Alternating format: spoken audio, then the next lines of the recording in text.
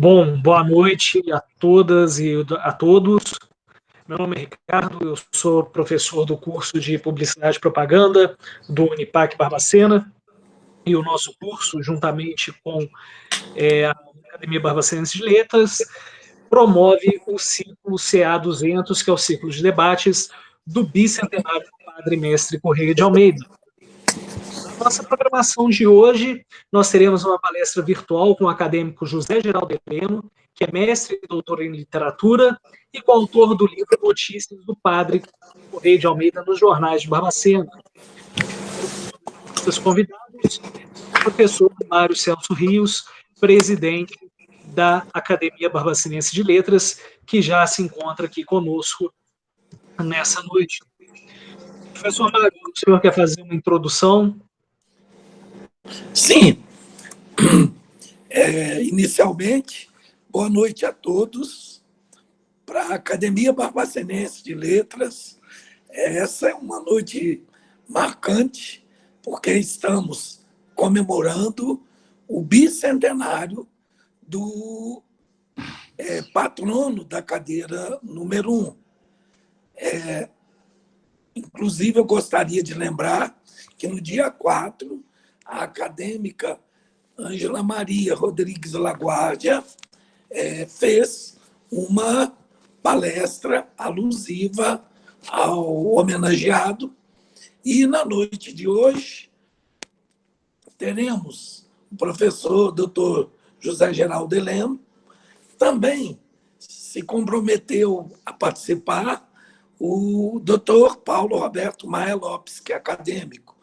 Caso, por motivo de força maior, ele não compareça, numa outra oportunidade, nós poderemos ter a chance de ouvi-lo.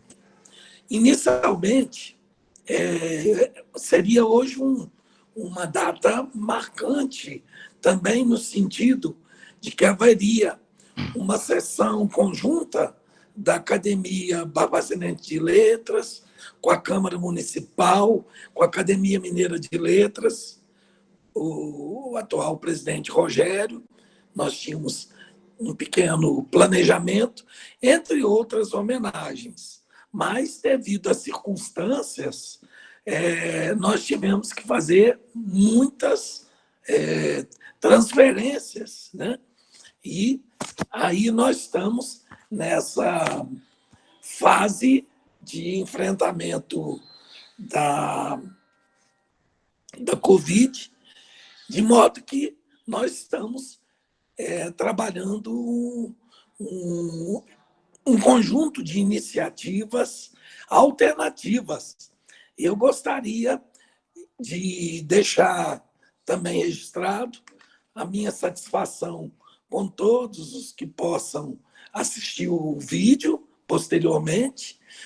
E, neste momento, não só os que estão conosco, mas os alunos do curso em que atua com seu estilo assim peculiar, o professor Ricardo Rios. Também eu gostaria de externar a minha satisfação em dizer que um dos maiores animadores nessa fase que a academia vive seria o nosso colega acadêmico Edson Brandão, que não tem medido esforços para divulgar, para trabalhar um conjunto de iniciativas diria assim, não só de inspiração, mas de motivação, e isso para nós é muito positivo. Então, Edson, se você estiver ainda conosco, manifesto com muita sinceridade o meu agradecimento. Bem, falar sobre o padre, cada palestra, cada momento que se tenha para falar dele, é possível fazer abordagens bem distintas pela riqueza do modo como ele se manifestou em termos de cultura. Então, na noite de hoje, eu gostaria de fazer uma breve apresentação do professor doutor José Geraldo Heleno. Ele é natural de Sepotânia, mas teve a vida dele quase toda ligada a Barbacena e as cidades aqui do entorno, onde ele pôde não só estudar, também trabalhar e criar sua família. Ele é membro efetivo, ele ocupa a cadeira número 26 dos membros efetivos. Professor de língua e literatura latinas, de língua portuguesa. Ele é doutor pela Universidade de São Paulo, com a tese que ele defendeu em 2006, Hércules no Eta, uma tragédia estoica de Sêneca.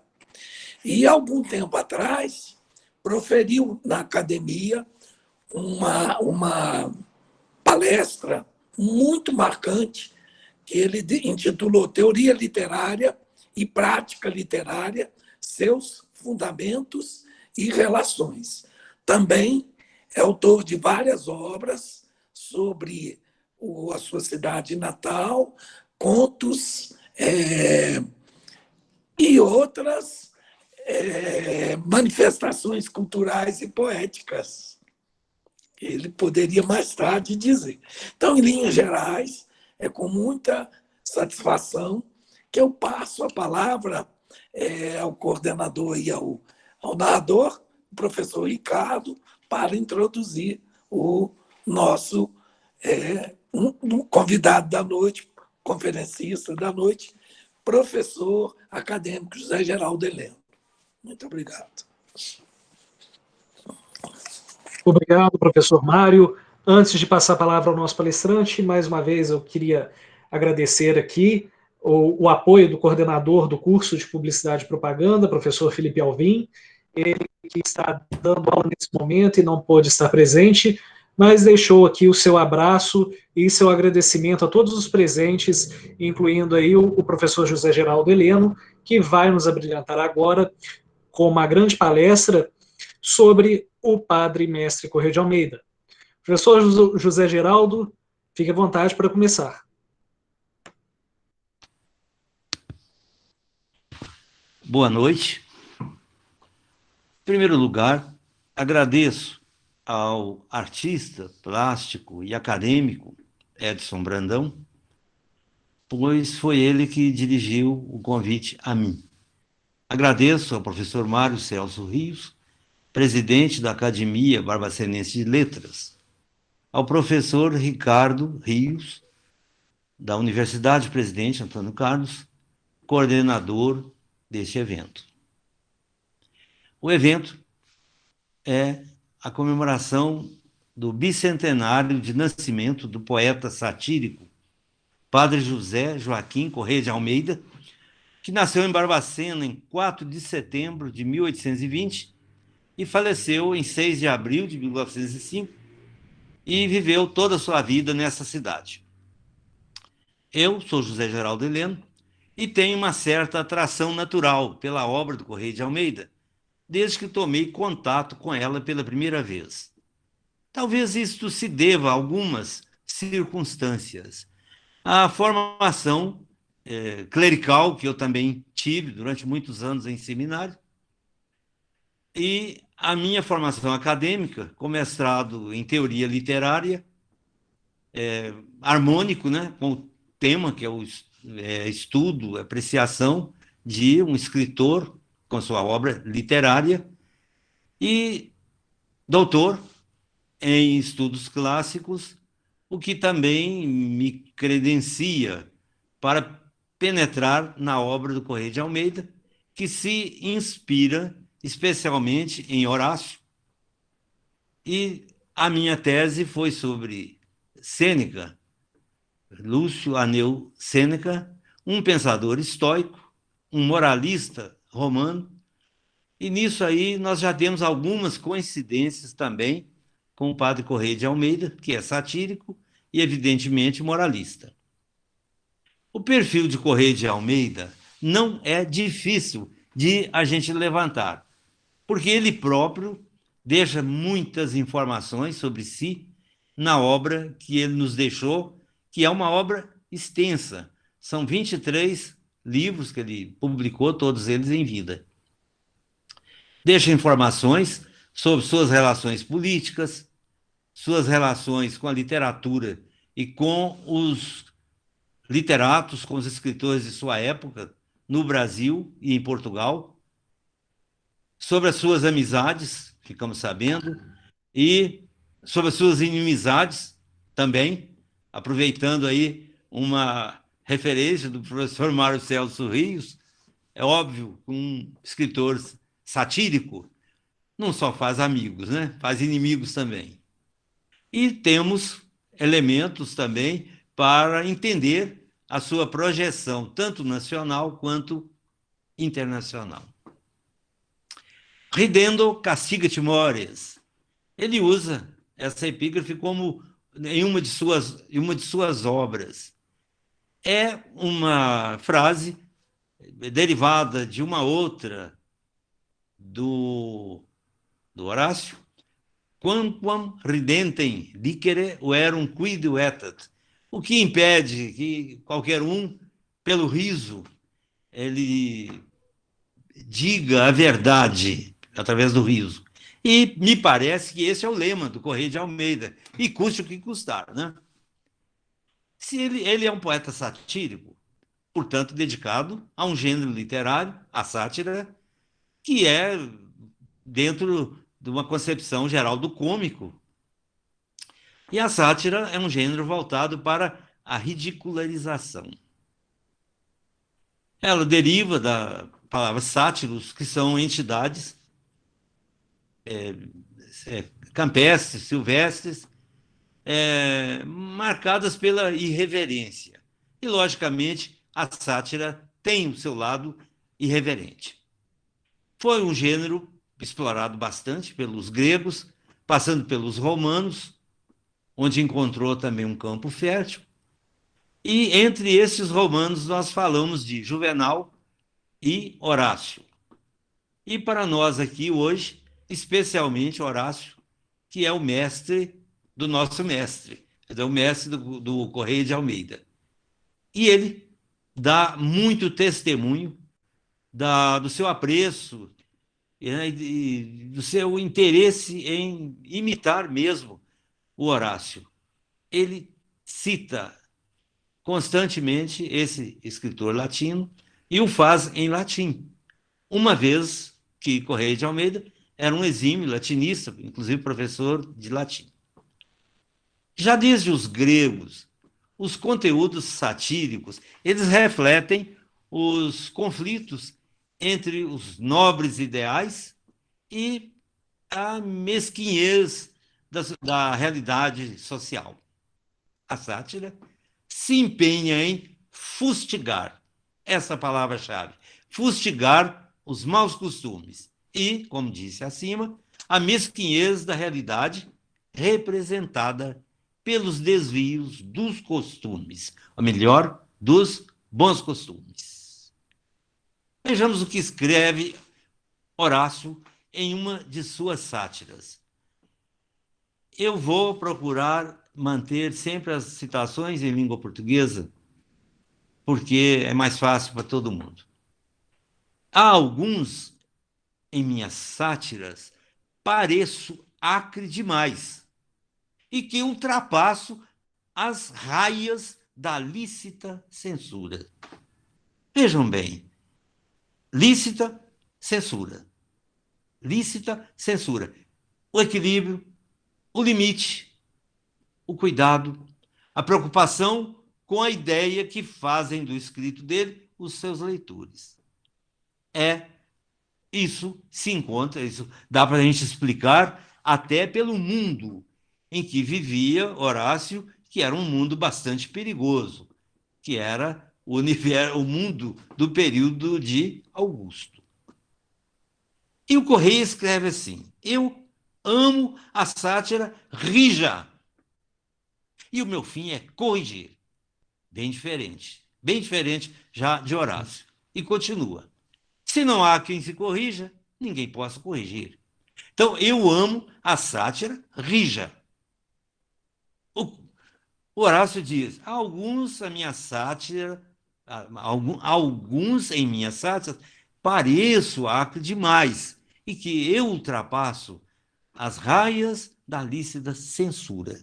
Muito mais cauteloso do que Correia. Correia não, eu quero a sátira rija. Isso está em Sátiras Epigramas, de 1872. Eu vejo, assim, muita semelhança entre os autores, entre Correia de Almeida e seu mestre, Horácio. Mas não vejo só semelhança. Eu vejo diferenças também. E já mostramos uma aqui, agora. Mostrando a preocupação do Horácio com o equilíbrio, com o limite, e a não preocupação da parte de Correia de Almeida. Isto, as semelhanças e as diferenças, elas se fundamentam também na época. Um artista não é alheio à sua época. Um artista, ele não é produto da sua época, mas ele reflete a sua época e ele volta com as suas influências também sobre a sua época. Eu digo com toda certeza que Barbacena, que é o cenário principal do Correio de Almeida, mas não só, as cidades em torno, São João del Rei, Juiz de Fora, Caxambu, Baipendi, todas elas também recebem uma influência. É uma troca, né? Vejamos a semelhança. A diferença, eu disse, é o ambiente. O ambiente de Horácio era mais perigoso. Horácio, questão moral. Período de Augusto. O Augusto foi um imperador que se seguiu a todas as guerras civis promovidas pelos triunviros, aqueles que governaram Roma logo depois do assassinato de César, entre os quais estava um jovem de apenas 19 anos, chamado Caio Otávio. Esse Caio Otávio é que veio em quem ninguém esperava muito. Dizem que ele foi conduzido ao triunvirato para satisfazer a população e aos políticos também, que não gostaram de ver César assassinado lá no Senado e conduziram ao triunvirato um jovem de apenas 19 anos, mas que era muito ligado ao César. Então, Horácio fazia parte desse trio, era Horácio, Ovídio e Virgílio, e com a incumbência da moralização, de moralizar os costumes, de criticar os maus costumes. E é bom lembrar que Augusto tinha um projeto de resgatar a moral em Roma. Roma estava vivendo um período bastante complicado, que inclusive os cargos administrativos de Roma estavam tendo dificuldade de ser geridos pelos próprios romanos. Então, é uma época em que vinham muitos cidadãos das províncias para tocar os negócios de Roma. Augusto queria que fossem os romanos. Então, ele queria resgatar os bons costumes. E o Horácio teve um papel importante nisso. E se comparado com Ovídio chegou a ser exilado. E a explicação que o próprio Ovídio via nisso é que ele fugiu às pretensões de Augusto ao escrever as suas artes de amar, ars amatoria, que não eram exatamente aquilo que Augusto queria. Sem contar o estoicismo, né? O estoicismo era uma filosofia, um pensamento muito bem quisto em Roma, porque era um pensamento especialmente marcado pelo pragmatismo. E a moral estoica, ela influenciou bastante a moral cristã. Isso também é um outro assunto que a gente poderia desenvolver um pouco mais vagar. E o Correia de Almeida, como cristão católico, obviamente, ele tinha no seu modo de ver e de viver, muita coisa herdada do próprio estoicismo. E viveu também num período crítico. Ele viveu aqui em Barbacena e no Brasil a transição do Império para a República. O rei de Almeida era muito ligado à política. Ele era favorável ao Império e ele era contra a República, porque a República, inclusive, estava assentada no positivismo, um pensamento de que Correia de Almeida não gostava. E esse universo do Correia de Almeida, nós falamos do perfil, e esse universo do Correia de Almeida, eu tento entendê-lo. É um poeta e é um padre. Como padre, ele fazia parte de uma estrutura piramidal.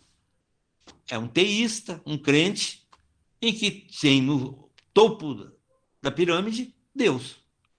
E, a seguir, a estrutura da igreja que ele pertencia, que também é monárquica, e com as suas diversas camadas, até chegar ao padre, que era ele, e abaixo o povo, a plebe, a quem ele deveria instruir na moral. Penso que esse seria o universo dele. Apesar desse universo aparentemente contido, ele foi bastante livre naquilo em que ele escolheu para falar. Vejamos um trecho de uma poesia dele. Ele diz assim: eu amo o justo desprezo. As palavras do Correia de Almeida são palavras muito fortes. É bem diferente daquele poema que nós trouxemos lá em cima, que diz, né, da cautela, né, o que vai pensar o leitor, dito por Horácio. Ele diz: eu amo, são palavras fortes, eu amo o justo desprezo com que patrícios me leem. E é vantagem não estar preso por aplausos que me deem. Quer dizer, eu não faço poemas para ser aplaudido. Eu amo o desprezo com que patrícios me leem. Diferente do poema, vocês estão lembrando, lá de cima, do Horácio. E ele usa palavras que muitas vezes extrapolam do contexto e que dariam um estudo também. Eu amo o justo desprezo com que patrícios me leem. Gente, essa palavra patrícios aqui, ela tem uma amplidão semântica impressionante. Os patrícios são os barbacenenses, os mineiros, os brasileiros, quer dizer, os outros escritores, tudo bem. Esses são os patrícios. Mas não são eles só, não. Certamente esses patrícios remetem a Roma, onde os patrícios era a camada de cima. E, obviamente, o próprio Correia participava de um pedaço desse patriciado aqui, porque ele era parte de uma elite. Um padre é parte da elite, especialmente nesse tempo em que ele viveu. Isso é de 1872, é um pedaço de um poema dele que chama Eu Amo. Nesse poema Eu Amo, ele coloca quase todos os gostos que ele tem. E é um dos elementos que permitem que a gente estabeleça o perfil dele.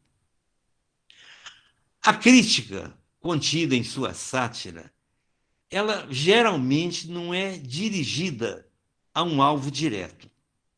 Ele não fala nomes. É para quem quiser e puder colocar a carapuça. Interessante que ele é tão convencido desse método da carapuça que eu encontrei, pode até haver outros, né? Mas assim, numa lida rápida, eu encontrei 2 poemas com o mesmo título para expressar esta ideia da crítica a um tipo e não a um indivíduo, através da carapuça. Ter sua carapuça, você a use. Olha o título, ele usa em latim, quase sempre, qui potest capere capiat. Quem pode capturar, pegar, se apropriar, que o faça. Capiat, pegue. Quem encontrar a carapuça, que a coloque. Esse poema é um pedaço aqui, eu só estou citando trechos, para não ficar muito longa a nossa fala. Caro leitor, espero que não fujas de prestar-me atenções obsequiosas. E peço que não tujas nem mujas, se as conclusões achares rigorosas. A mesma decisão, a mesma sátira vigorosa. E há uma contraposição aqui. Caro leitor, espero que não fujas de prestar-me atenções obsequiosas. Atenções, por favor, mas não fuja. E não tuja nem muja. Né? E principalmente se as conclusões achares rigorosas. Provavelmente serão. Porque eu amo a sátira rija. É o que ele diz lá em cima e que nós já vimos. Este poema foi retirado do jornal O Mensal, um dos poemas encontrados pelo professor Luiz Mauro Andrade da Fonseca, no livro Padre Correia de Almeida, citado aí parece pelo Edson Brandão no início. Outro poema com o mesmo título, Qui potest capere capiat.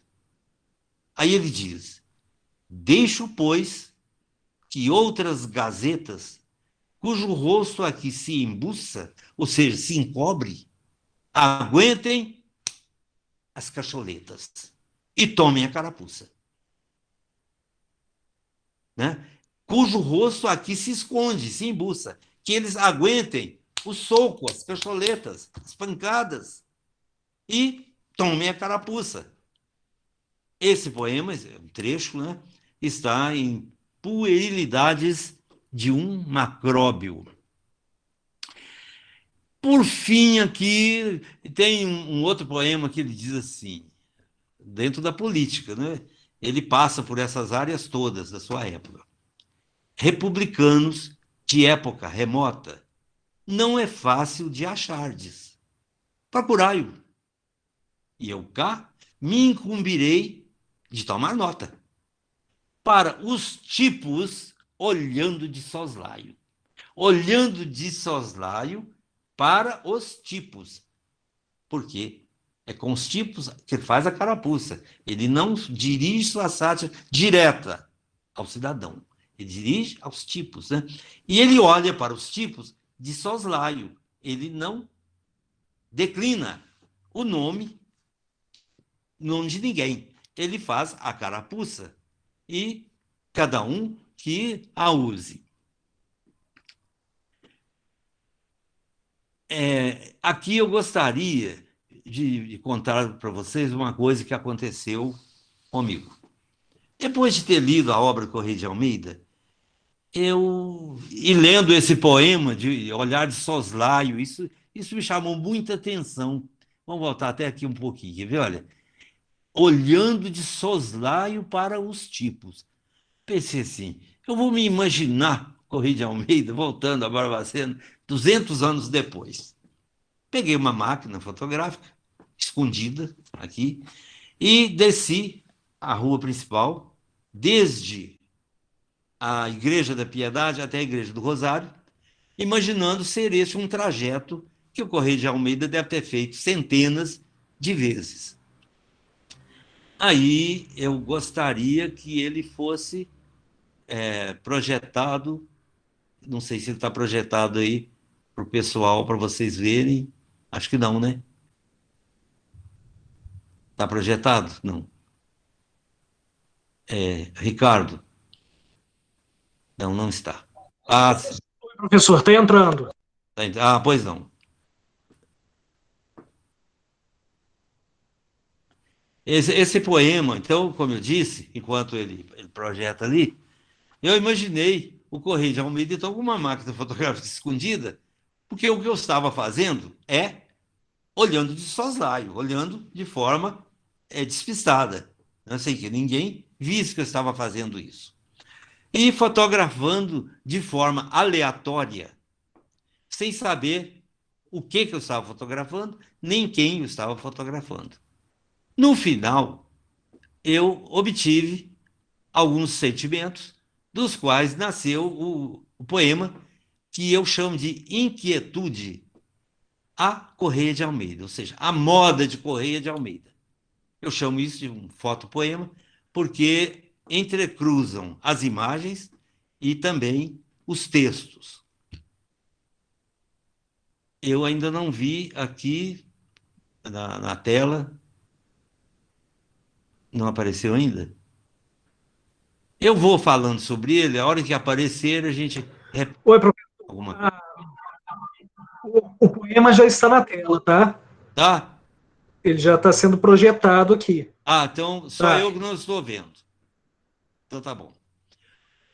Isso, o texto está assim: do lado direito tem a igreja, que é a igreja principal da cidade, a Igreja da Piedade, e ele começa, eu imagino o padre Correia olhando para tudo isso e dizendo assim: não sei o que procuram, plebe errante.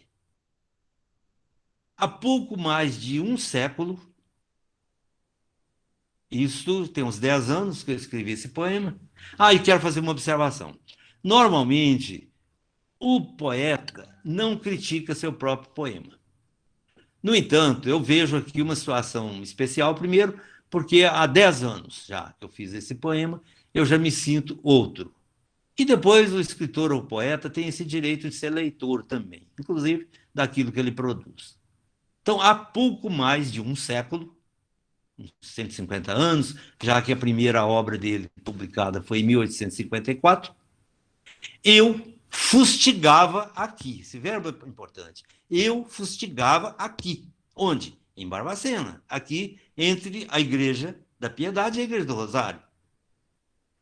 Mas ele é uma pessoa inquieta, o poeta é inquieto. Está sempre à procura de alguma coisa, principalmente à procura de si mesmo. Então ele diz assim: eu me procurava ali, quando aqui passei. Os do Rosário, ele não é do Rosário, ele é da Matriz. Ele é lá de cima. Os do Rosário, filiais, subiam à caça da Matriz com piedade. Filiais aqui está em contraposição com matriz. Eles são os filiais, a matriz está acima. Com piedade.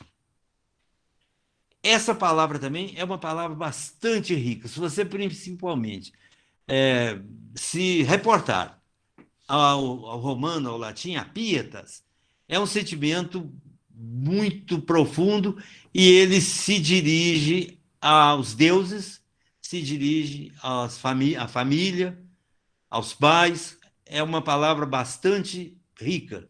E eles se dirigiam à caça da matriz com piedade.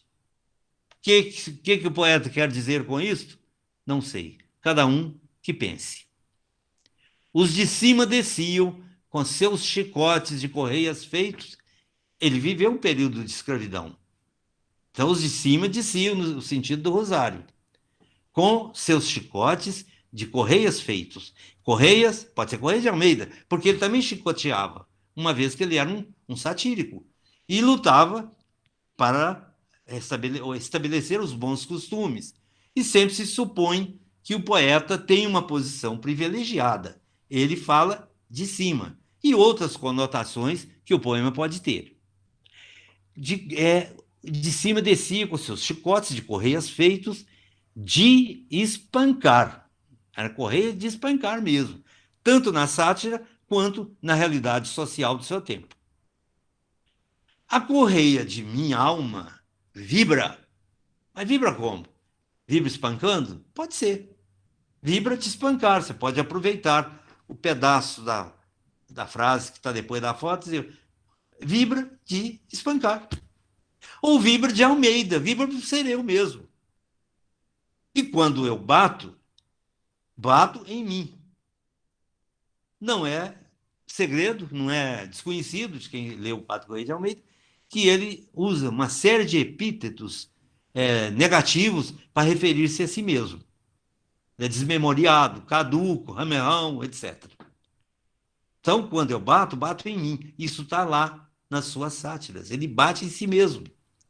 Faço meus todos os pés, porque não acham lá os de lá o que lá está.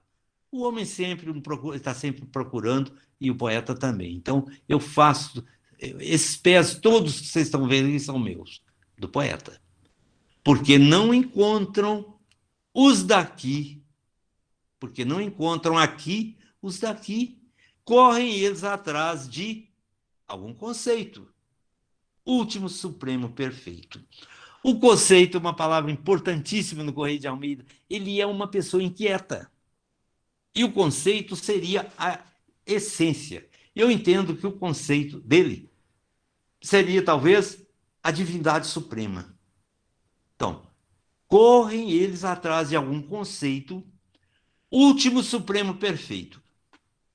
O deste poeta, caduco e xoxo, o conceito, portanto, deste poeta, caduco e xoxo, esse conceito pode ser o conceito dele de si mesmo, ou o conceito supremo que ele está à procura como poeta inquieto. O deste poeta, caduco e xoxo, não, perdoe-me. Por quê? Ele é o poeta, ele é o mestre Correia, e ele é um padre. Como ele não pôr a mão nesse conceito supremo e perfeito? Todos nós temos as nossas inquietações e as nossas indagações. Duvido que ele também, como pessoa, não tenha tido. Então, deste poeta, caduco e xoxo, não, perdoe-me, encontrar eu pude. O poeta não encontra jamais o seu conceito definitivo. A vida continua. E saio desse fotopoema só para falar com vocês um pouquinho sobre a questão do conceito. E para isto, eu peguei um poema que eu acho que é um poema-chave, para entendê-lo, que está aqui. Eu não transcrevi o poema inteiro, porque ele é um pouco longo, mas é repetitivo. Ele tem uma epígrafe que diz assim: Tu, Nicli invita dices, faciesve Minerva. Tu nada dirás nem farás. Como é que diz? Sem o consentimento de Minerva. Isso é arte, né? Sem o consentimento de Minerva. Então vamos ao poema que ele fala do conceito. O título do poema é Poeta Nunca o Serei. Olha que coisa terrível. Depois ele já tinha publicado 6 livros quando ele escreve isso, e ainda ia publicar mais. Quantos? 17. E, no entanto, poeta nunca o serei. Olha o que ele diz. Poeta insosso, quero fazer versos sublimes, epopeias, obras-primas, ostentando fatal força titânica. Sabe quem são os titãs, né? Ostentando fatal força titânica, acumulo os vocábulos em ânica, botânica, britânica, germânica, mas o conceito nunca posso achar. Não vou bem. Passo a ser epistológrafo. Procuro consoante só em ágrafo. Epistológrafo, tá certo, em ágrafo. Geógrafo, cenógrafo, mas o conceito nunca posso achar. Não desisto de empresa tão poética. Vou apanhando os términos em ética, eclética, frenética,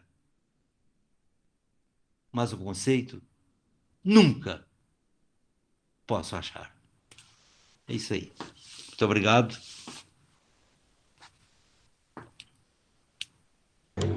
Obrigado, professor José Geraldo, pela palestra, pela participação. Eu queria chamar o professor Mário Celso Rios para fazer suas considerações.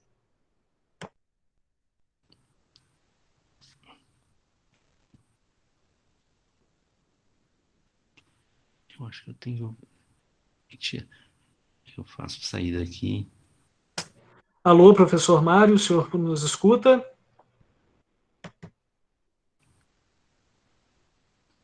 Bom, professor José Geraldo, enquanto isso, enquanto o professor Mário arruma um sistema, vieram vários comentários para o senhor aqui.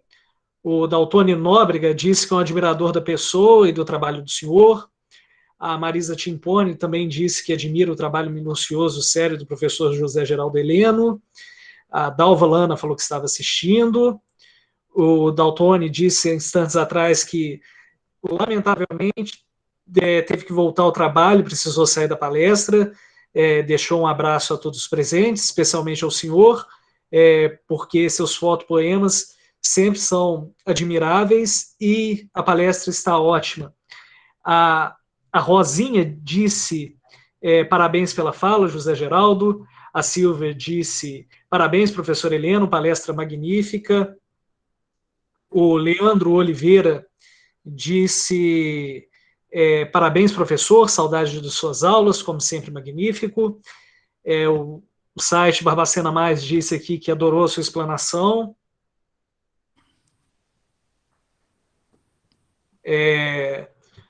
Bom, professor, de fato foi muito interessante. A Lucimar está falando aqui, parabéns, Helena, excelente palestra. Eu queria saber do senhor como o senhor montou esse seu fotopoema. O senhor fez a ordem dele, a ordem do texto baseado na imagem? O senhor já tinha pensado no texto e saiu às ruas para fazer a imagem? Como foi? A única coisa que eu tinha era uma ideia do Correia de Almeida, da sua obra e da personalidade do poeta.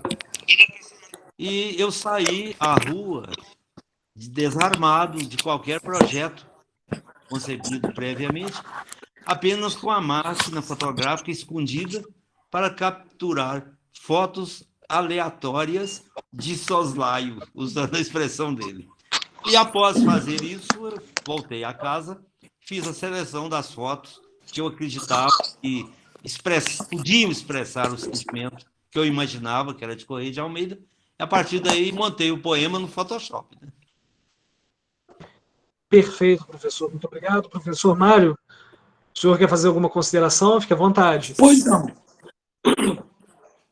Gostaria de cumprimentar o professor e acadêmico José Geraldo Heleno pela brilhante aula magna em que nos possibilitou, com um exemplo concreto de um dos trabalhos do poeta, fazer com que a gente capte a riqueza da produção literária do poeta satírico. Eu me lembro, aliás, eu fiquei muito feliz de ver entre os presentes a professora Marisa Timpone. Eu gostaria que ela, caso encontre a professora Leila Barbosa, mande para ela os nossos cumprimentos pela homenagem que ela fez, em termos espirituais, à memória de Correia de Almeida, no dia do nascimento dele, na Catedral de Juiz de Fora, no dia 4 de setembro. Como a Marisa deve saber, tem um trabalho muito bonito sobre o Belmiro Braga, no qual você seria uma das partes, e a nossa querida Leila. E eu tenho uma passagem da vida do Belmiro Braga, que ele disse o seguinte: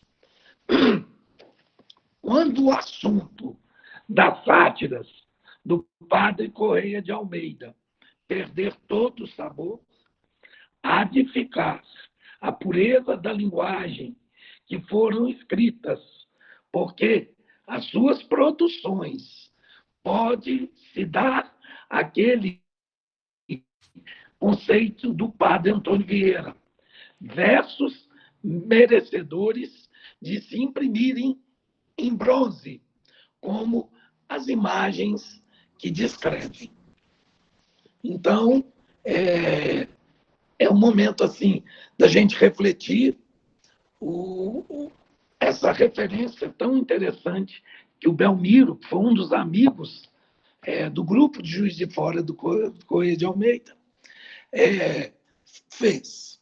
Também gostaria de deixar um registro, o seguinte, no ano que o Correia de Almeida nasceu também o romancista Joaquim Manuel de Macedo, autor de A Moreninha, o poeta satírico Faustino Xavier de Novaes, que era portuense, uma das cidades mais importantes, né, de Portugal, que vem para o Brasil.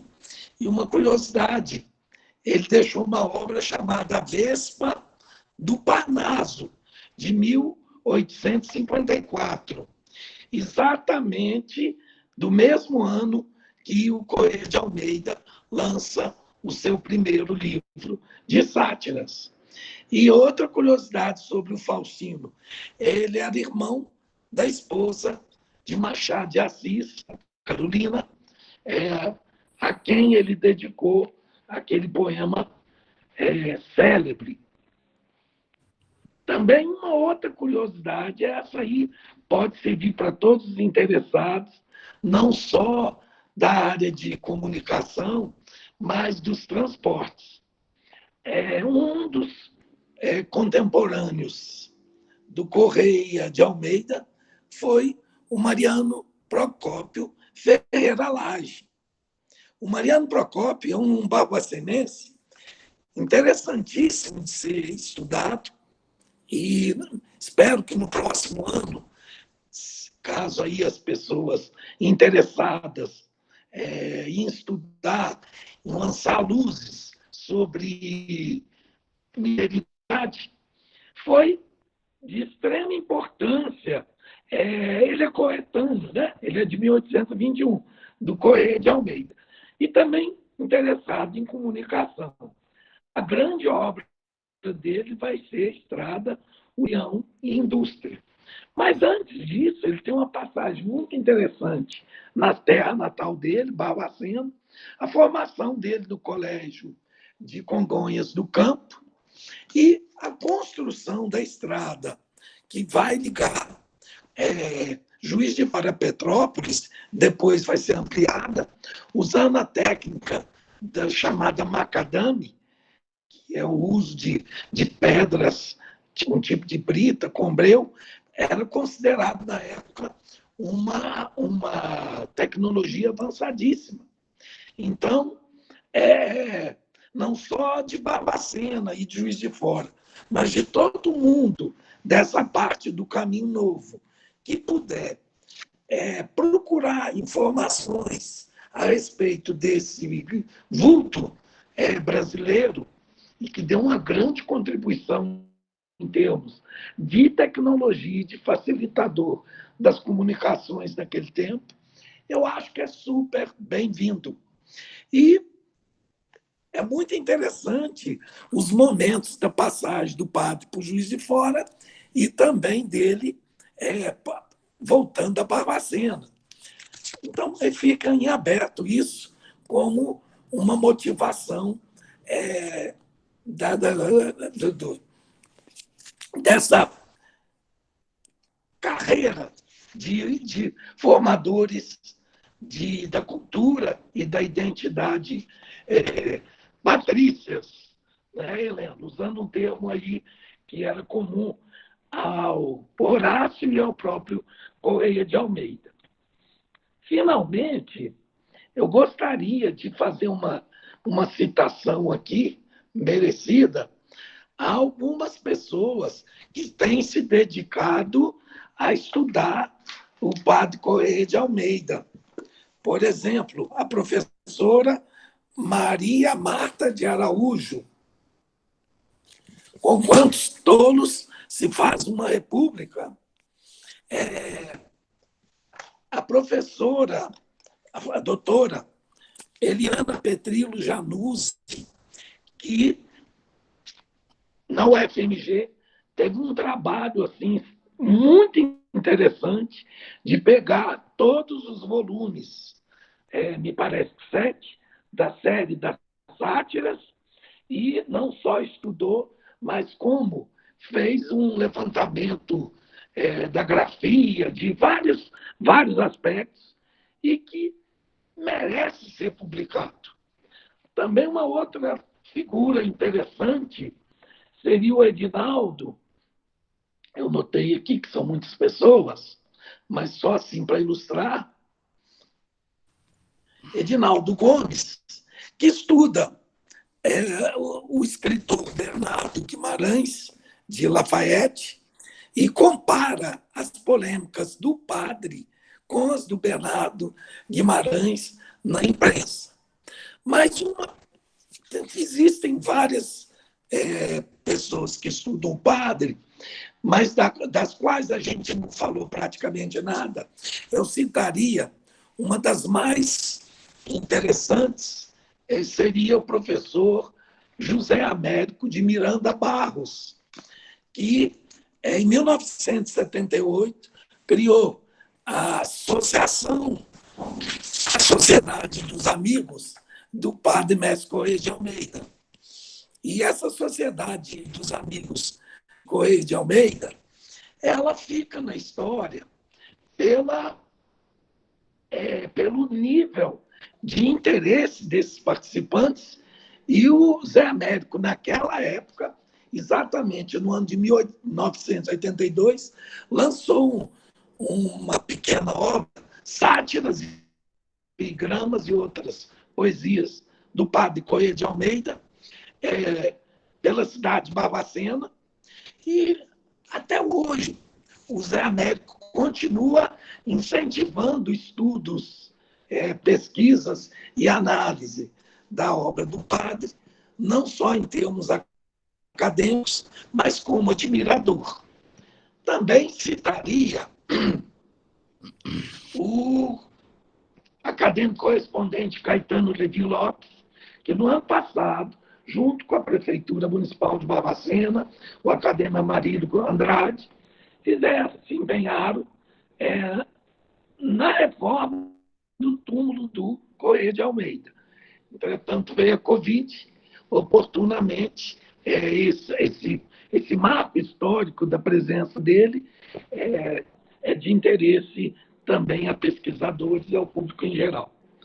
Em resumo, é extrema a minha satisfação de cumprimentar todos os presentes.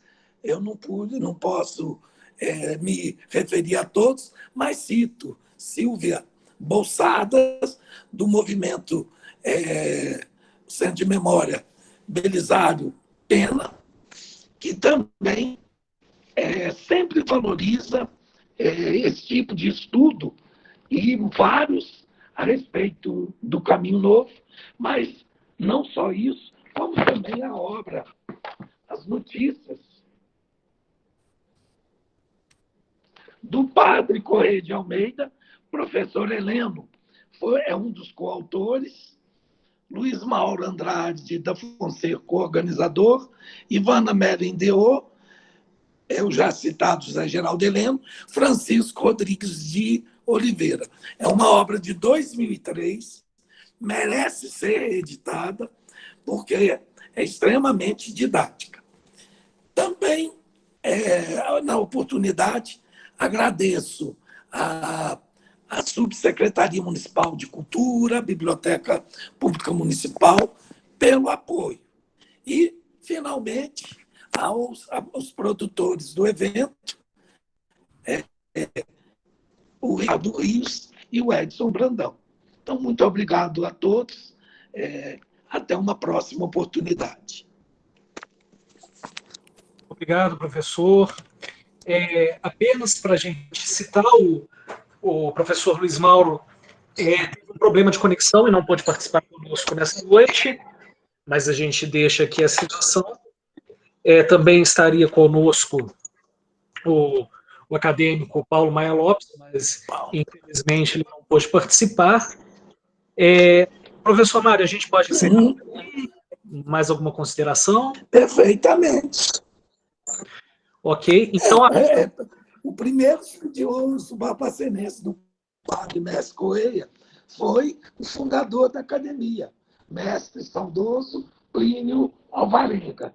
Então, a ele a nossa eterna gratidão por motivar várias gerações de estudiosos, e onde ele estiver, pode ter certeza, ele era um homem bem-humorado, tinha um quê também do Correio de Almeida, que ele esteja feliz nesse momento em que a comunidade ligada à literatura, que tem interesse por esse tipo de estudo, comemora os 200 anos de nascimento do poeta brasileiro. E também com influência em Portugal. Então, nada mais a dizer. Uma boa noite a todos e muito obrigado. Bom, então, uma boa noite a todos e a todas que estiveram conosco. Eu informo que em breve esse dia de palestras estará disponível no Facebook da Academia Barbacena de Letras. Da mesma forma, em breve vocês também poderão acompanhar pelo Facebook a próxima palestra, juntamente com o link aqui do Google Meet. Então a gente vai encerrar aqui. Muito obrigado pela presença de todos e de todas, e até a próxima sessão.